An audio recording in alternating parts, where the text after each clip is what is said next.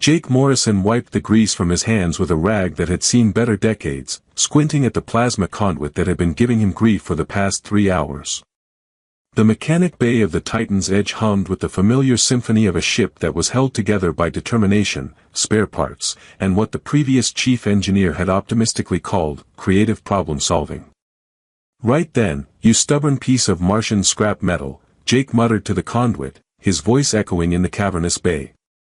"Let's see what's eating at your delicate sensibilities today." He'd been talking to himself for so long that the habit felt as natural as breathing. After 6 years of night shifts aboard deep space mining vessels, where human contact was limited to shift changes and emergency briefings, conversations with inanimate objects had become his primary form of social interaction. The irony wasn't lost on him that he communicated better with malfunctioning machinery than he ever had with people. "Could be a phase variance in the plasma matrix," he continued, running his scanner along the conduit's length. "Or maybe you're just having an existential crisis about your purpose in the grand scheme of mechanical engineering. I get it, mate. Some days I wonder what I'm doing out here myself." The scanner beeped irritably, displaying readings that made about as much sense as a philosophy textbook written in ancient Vulcan.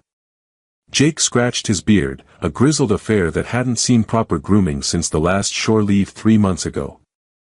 "You know what your problem is?" he asked the conduit conversationally.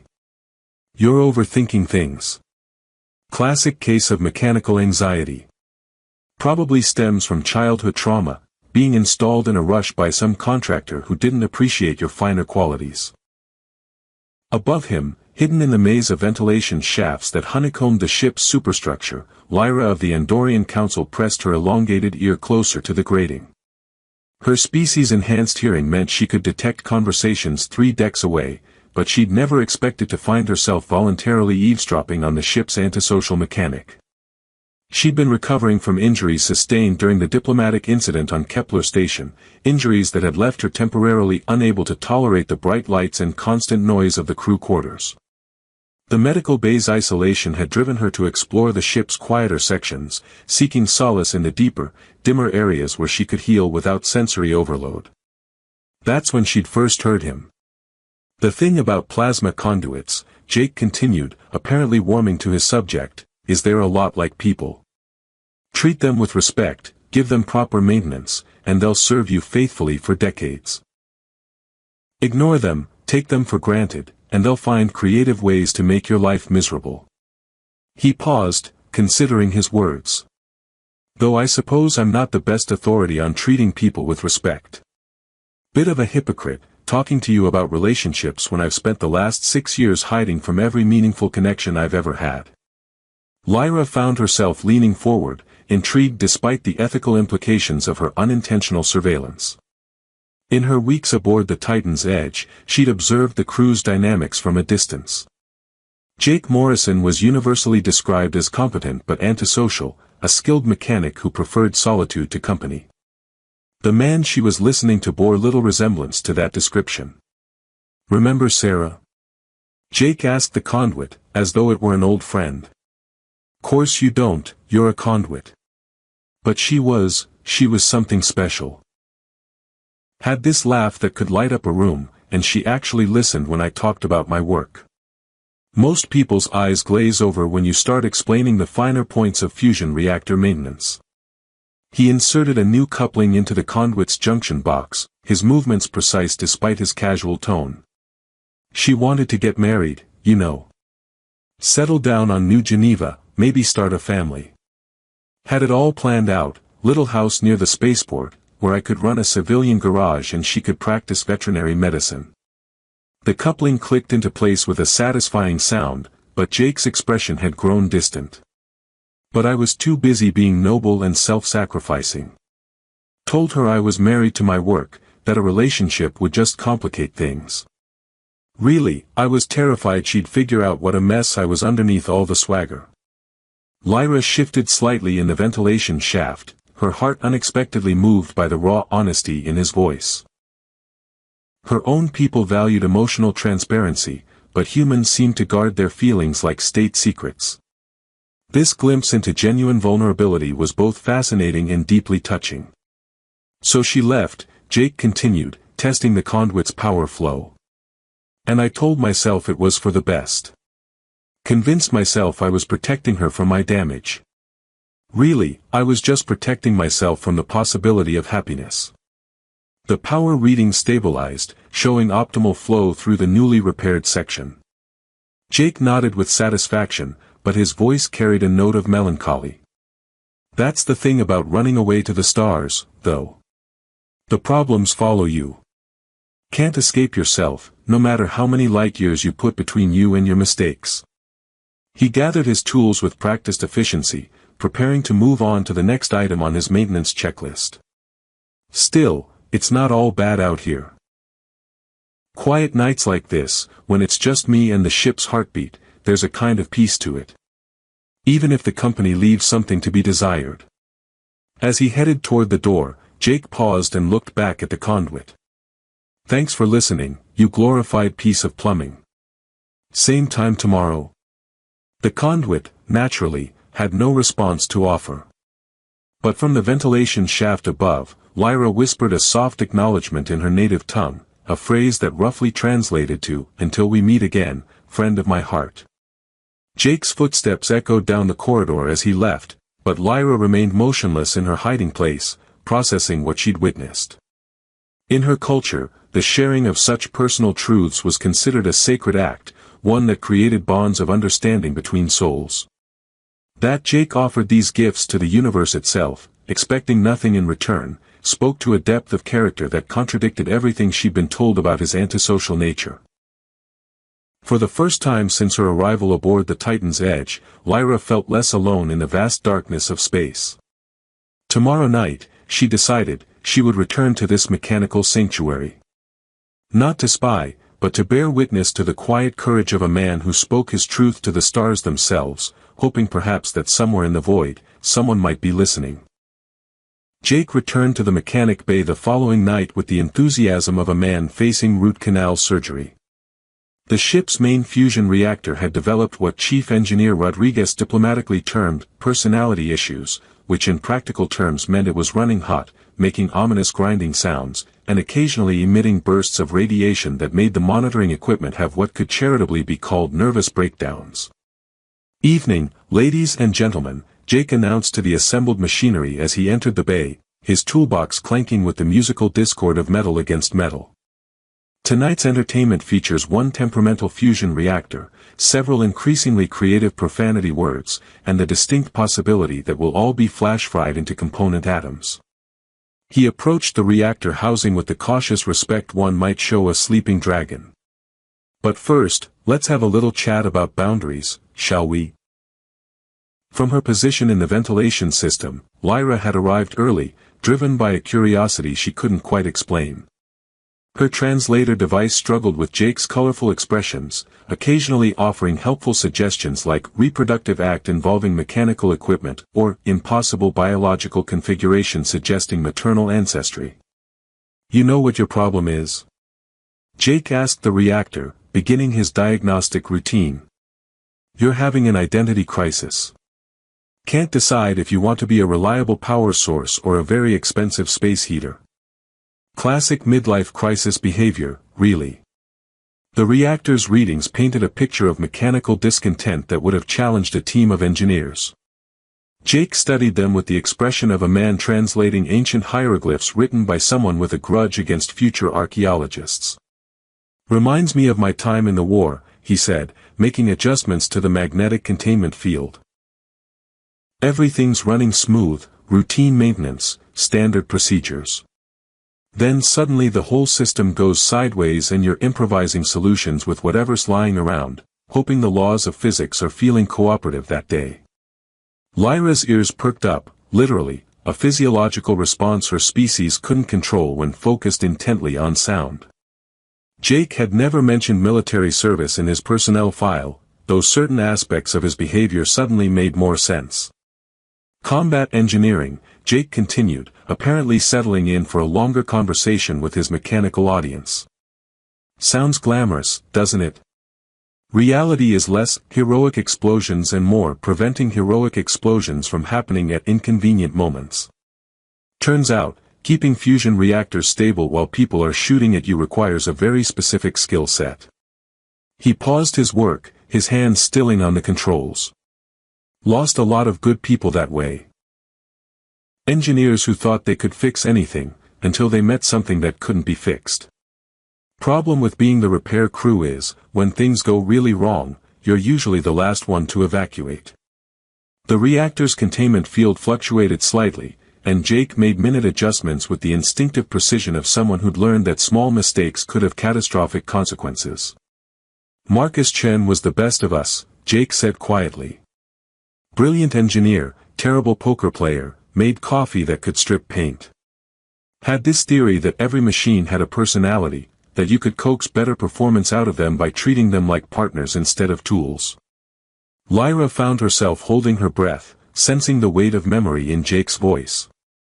The day we lost him, our base's main reactor started cascading. System failures compounding faster than we could compensate. Marcus volunteered to go into the reactor chamber for manual shutdown. Said someone had to talk sense into the stubborn bastard, and he'd always been good with difficult personalities. Jake's hands had stopped moving entirely now, his gaze distant. Radiation levels were already critical. We all knew it was a one-way trip. But Marcus just grinned, said he'd always wanted to have a heart-to-heart with a fusion reactor, and walked into that chamber like he was heading to a social gathering. The silence stretched for long moments, broken only by the ship's ambient sounds and the reactor's subtle harmonics. Saved 3,000 people that day, Jake resumed, his voice carefully controlled.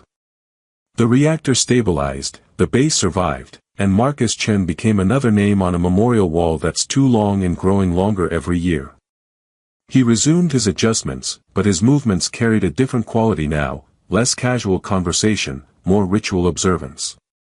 That's when I learned the difference between talking to machines and talking with them.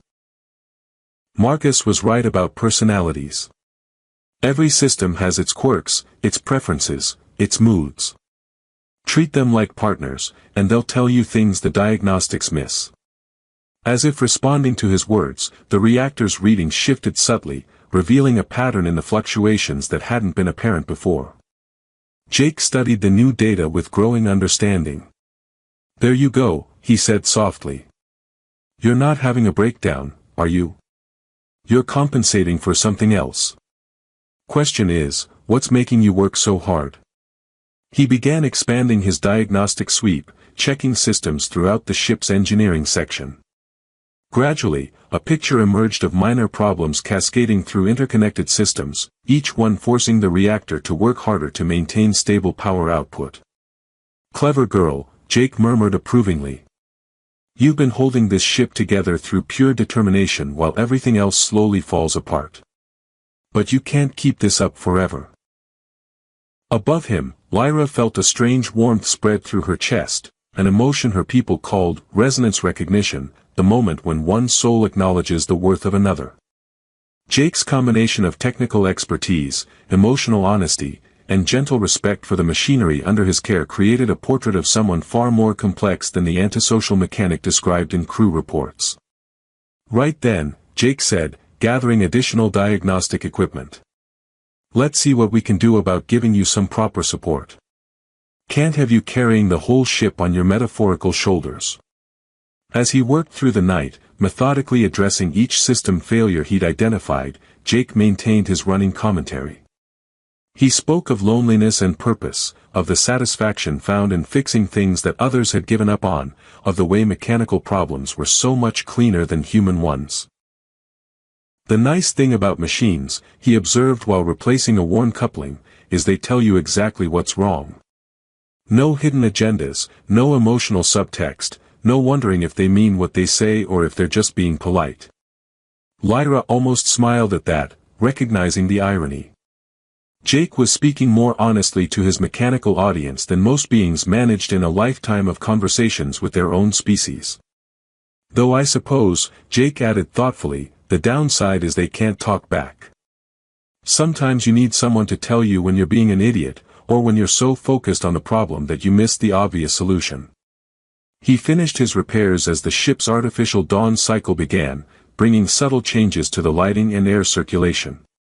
The reactor now hummed with contented efficiency, its various readouts displaying the steady patterns of a system no longer fighting to compensate for a dozen smaller failures. "There we go," Jake said with satisfaction. "Now you can focus on what you do best instead of trying to be everything to everyone. Sometimes the best thing you can do for someone is just make their job a little easier." As he gathered his tools and prepared to leave, Jake paused for his customary farewell to his mechanical audience. "Same time tomorrow," he promised. Though hopefully tomorrow's conversation will be less about tragic war stories and more about the philosophical implications of plasma dynamics. Or maybe I'll tell you about the time I accidentally programmed a maintenance droid to speak only in limericks. Rodriguez still hasn't forgiven me for that one.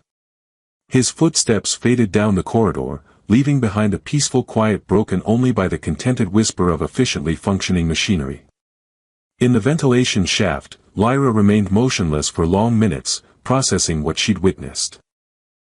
She'd come seeking solitude for healing, but instead had found something unexpected, the recognition that loneliness was not a uniquely Andorian experience, and that sometimes the most profound conversations happened between souls who believed themselves to be speaking into the void. Jake's third night in the mechanic bay began with what could generously be called everything going sideways simultaneously. The ship's primary life support processor had developed a mysterious ailment that Chief Rodriguez described as probably not immediately fatal, while the backup systems displayed a disturbing tendency to shut down whenever someone looked at them wrong. "Right," Jake announced to his mechanical audience, his voice carrying the strained cheerfulness of someone pretending everything was fine while standing in a burning building.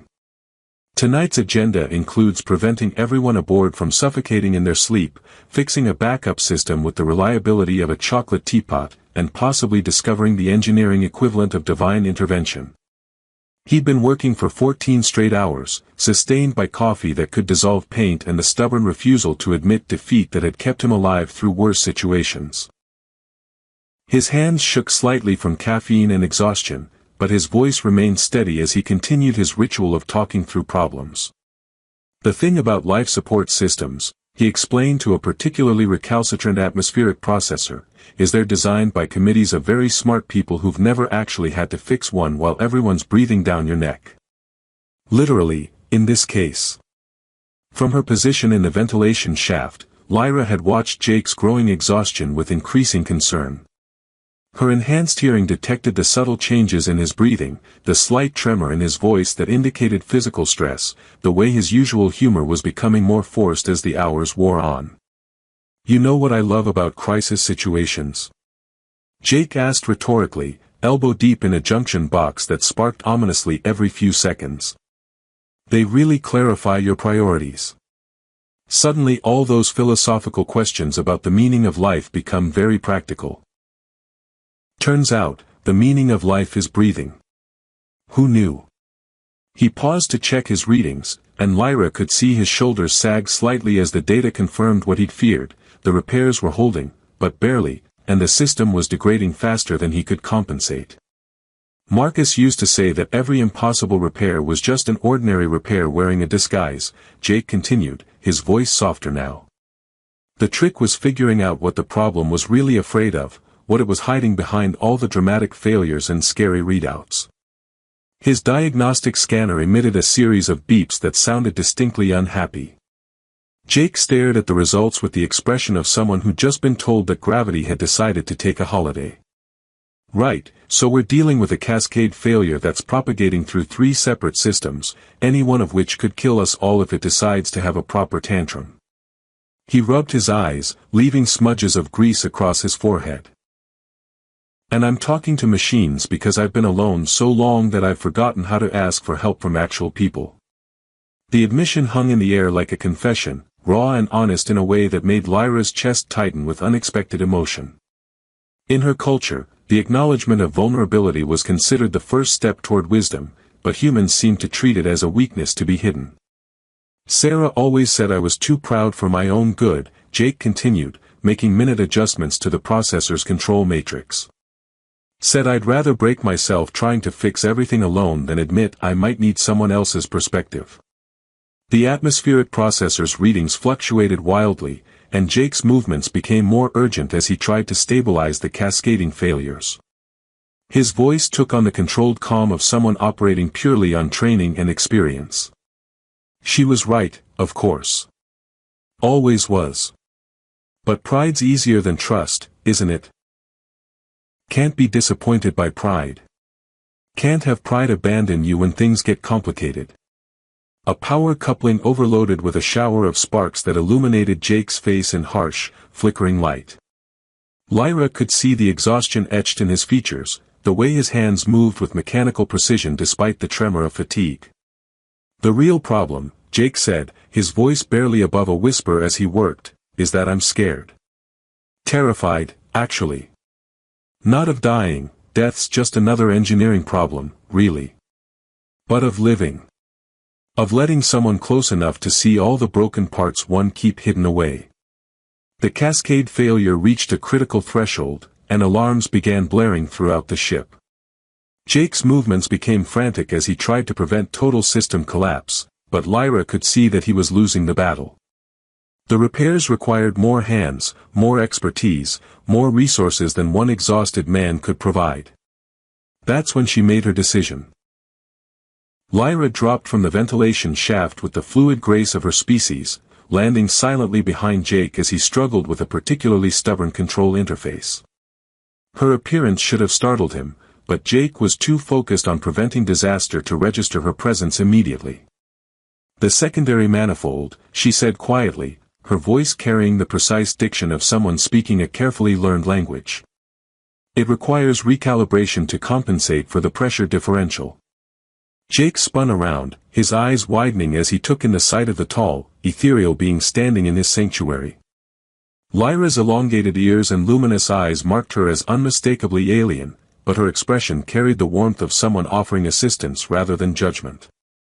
I know this system, she continued, moving to a parallel control station with practiced confidence. Andorian vessels use similar configurations. If you can stabilize the primary matrix, I can compensate through the secondary channels. For a moment, Jake stood frozen, caught between exhaustion, surprise, and the ingrained habit of working alone. Then training overrode everything else, and he nodded curtly. Manifold pressure at 60% and falling, he reported, his voice shifting into the crisp professionalism of emergency protocol. Acknowledged. Initiating secondary compensation, now. They worked in synchrony, their movements coordinated by the shared urgency of preventing disaster. Lyra's advanced understanding of energy systems complemented Jake's mechanical expertise, creating a partnership that was greater than the sum of its parts. Primary matrix stabilizing, Jake announced, sweat beading on his forehead as he made final adjustments. Secondary channels holding steady. Life support restoration in progress. The alarms gradually fell silent as normal atmospheric processing resumed. The crisis had passed, leaving behind the comfortable hum of machinery functioning as designed. In the sudden quiet, Jake and Lyra found themselves facing each other across the mechanic bay, both breathing heavily from exertion and adrenaline. You heard everything, Jake said finally, his voice carefully neutral. Lyra nodded, her luminous eyes meeting his with unwavering honesty. I did not intend to eavesdrop. My injuries required isolation, and your words, they helped with the loneliness. Jake studied her face, searching for judgment or pity and finding neither. Instead, he saw understanding, acceptance, and something that might have been recognition of a kindred spirit. How long? He asked. 3 weeks, Lyra admitted. Since the night you repaired the plasma conduit and spoke of Sarah. Jake absorbed this information, his expression cycling through embarrassment, resignation, and finally, something that might have been relief. Well, he said at last, his mouth quirking in a tired smile. I suppose that explains why the tools have been exactly where I needed them lately. Lyra's ears flushed a deeper shade of blue, the Andorian equivalent of a blush. I thought you might not mind small improvements to your workspace. I don't, Jake said, and found that he meant it. Thank you. For listening, for helping, for being there when I didn't know I needed someone to be there." They stood in comfortable silence, surrounded by the peaceful sounds of functioning machinery and the knowledge that they had prevented disaster through cooperation rather than stubborn independence. "Same time tomorrow?" Lyra asked, echoing Jake's customary farewell to his mechanical audience. Jake smiled, genuine warmth replacing the forced cheer that had carried him through the crisis. "I'd like that. Though hopefully tomorrow's conversation will involve less near-death experiences and more getting to know each other properly." As they parted ways, Jake to his quarters for desperately needed sleep, Lyra to the medical bay where her presence wouldn't raise questions, both carried the knowledge that the universe had shifted slightly. Sometimes the most profound connections begin not with grand gestures, but with the simple act of being heard by someone who chooses to listen with their heart. The fourth night brought an unusual sight to the mechanic bay, 2 cups of coffee steaming on Jake's workbench, and Lyra seated cross-legged on an equipment crate, looking remarkably like an ethereal being who'd decided that mechanical workshops were the latest fashion in meditation spaces. "So," Jake said, settling into his usual position before a diagnostic console, "I've been thinking about our conversation yesterday. Or rather, my conversation and your professional eavesdropping." Lyra's ears twitched with what Jake was learning to recognize as amusement. "I prefer unintentional audience participation," she replied, her accent giving the words a musical quality. "It sounds more dignified than lurking in air vents like a particularly philosophical maintenance creature." Jake laughed, a genuine sound that surprised them both with its warmth. "Fair point. Though I have to ask, in 3 weeks of listening to me ramble at machinery, what was the most ridiculous thing you heard?" "Your 20-minute dissertation on why plasma conduits are superior to fusion manifolds as relationship counselors," Lyra answered without hesitation. "You argued that conduits are better listeners because they don't judge, while manifolds tend to be emotionally explosive." "That's actually a valid engineering principle," Jake protested, though his grin undermined any attempt at dignity. "Manifolds are temperamental. Ask any engineer." "I did," Lyra said, her eyes sparkling. "Chief Rodriguez confirmed that you once filed a formal complaint about Manifold 7's attitude problem." Jake nearly choked on his coffee. "Rodriguez has a big mouth. That manifold was definitely holding grudges. Kept fluctuating pressure every time I walked past." They settled into comfortable conversation, the formal barriers of first contact dissolving into something that felt surprisingly natural. Jake learned that Lyra had been aboard the ship for 6 weeks, recovering from injuries sustained during what she diplomatically termed a cultural misunderstanding on Kepler Station. Translation: "Someone tried to start a war, and I happened to be standing in the middle of it," Lyra explained with rueful humor. "Andorian hearing is both blessing and curse. We hear everything, including things others prefer to keep secret. Sometimes this makes us inconvenient witnesses. Hence the diplomatic immunity and the medical bay isolation," Jake concluded. "Hence the need for quiet spaces where enhanced hearing doesn't become a liability," Lyra confirmed. "Your mechanic bay became my sanctuary. The steady rhythms of machinery, the honest conversations with someone who speaks truth to the universe itself, it was healing in ways medical treatment couldn't address." Jake found himself studying her face, noting the way her expressions conveyed emotions that transcended species barriers. "What's it like? Hearing everything all the time?" Lyra considered the question seriously. "Imagine if you could hear the emotional undertones in every conversation, detect lies by vocal stress patterns, overhear private moments never meant for outside ears. It's useful for diplomacy, but exhausting for personal relationships. Most beings find it unnerving to realize they can't hide their feelings from someone like me. But you listened to me for 3 weeks without judging," Jake pointed out. "Even when I was being spectacularly pathetic." "Especially then," Lyra said softly. "Your honesty was remarkable. Most beings guard their vulnerabilities like state secrets. You offered yours freely to the universe, expecting nothing in return. It was beautiful." Jake felt heat rise in his cheeks, unused to such direct appreciation. I wasn't trying to be beautiful. I was just talking through problems.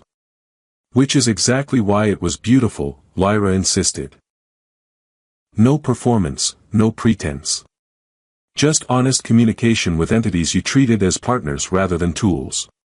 It reminded me why I became a diplomat in the first place, the belief that understanding transcends barriers when built on genuine respect.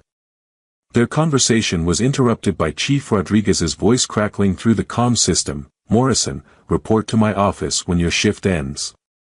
We need to discuss your new partnership arrangements. Jake and Lyra exchanged glances. Partnership arrangements? Jake repeated suspiciously. I may have submitted a formal request to extend my recovery period, Lyra admitted. And suggested that assisting with engineering maintenance would be therapeutically beneficial. You did what now? Chief Rodriguez was quite enthusiastic about the idea. Apparently, having someone help you with repairs means he doesn't have to worry about you electrocuting yourself out of stubborn independence. Jake stared at her, torn between exasperation and admiration. You manipulated my commanding officer into making us work partners. I prefer creatively influenced administrative decision-making, Lyra replied with dignified innocence. It sounds more diplomatic than shameless bureaucratic manipulation. You're going to fit right in here, Jake said, shaking his head in wonder. Over the following hours, they worked together on routine maintenance, their conversation flowing between technical discussions and personal revelations.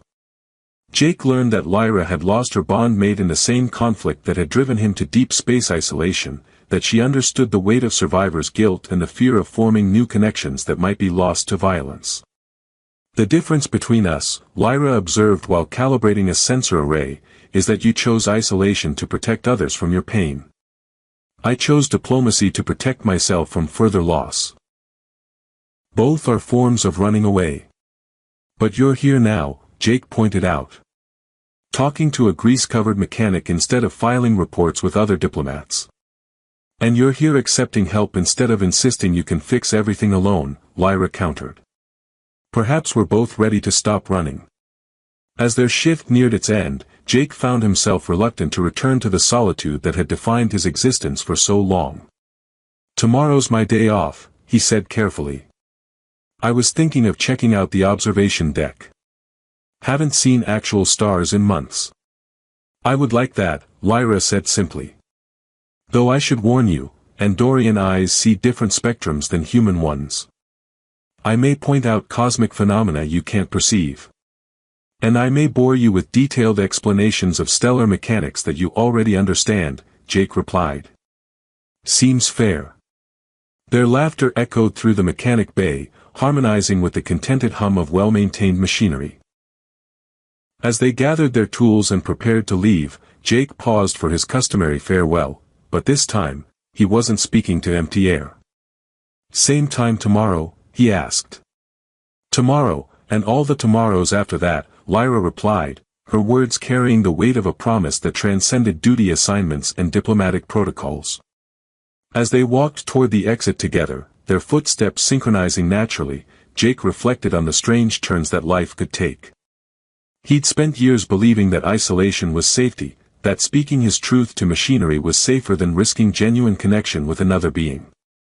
But Lyra had heard his most vulnerable moments and responded not with judgment or pity, but with understanding and partnership. You know, he said as they reached the corridor junction where they would part ways, I never thanked you properly. For what? Lyra asked, pausing beneath the soft lighting that made her features seem to glow with inner luminescence. For listening. For hearing me when I thought no one was there. For proving that being truly known doesn't have to mean being alone. Lyra's expression softened, her luminous eyes reflecting depths of emotion that spoke to experiences shared across species lines. Thank you for teaching me that the most profound conversations often happen when we speak from the heart to what we believe is an empty universe. Sometimes that's when we discover we're not as alone as we thought. The ship's night cycle dimmed the corridor lighting around them, but neither moved to leave. In the comfortable silence, surrounded by the gentle sounds of a vessel that continued its journey through the stars, they had found something neither had expected, the recognition that healing comes not from hiding our wounds, but from allowing them to be witnessed by someone who chooses to stay. The observation deck tomorrow, then, Jake said finally. Tomorrow, Lyra agreed. Though I suspect our best conversations will still happen right here, where honest words and open hearts prove that the universe is always listening, sometimes through the consciousness of machinery, and sometimes through the kindness of strangers who become friends. As they finally parted ways, heading to their respective quarters, both carried the knowledge that their late-night conversations had evolved into something more significant than either had dared hope. In speaking to what he thought was emptiness, Jake had found his voice. In listening to what she thought was solitude, Lyra had found her home. Behind them, the mechanic bay hummed with the contented sounds of machinery that had been witnesses to the birth of an unlikely but profound friendship, one built on the simple truth that sometimes the most important thing we can offer another soul is the gift of being truly heard.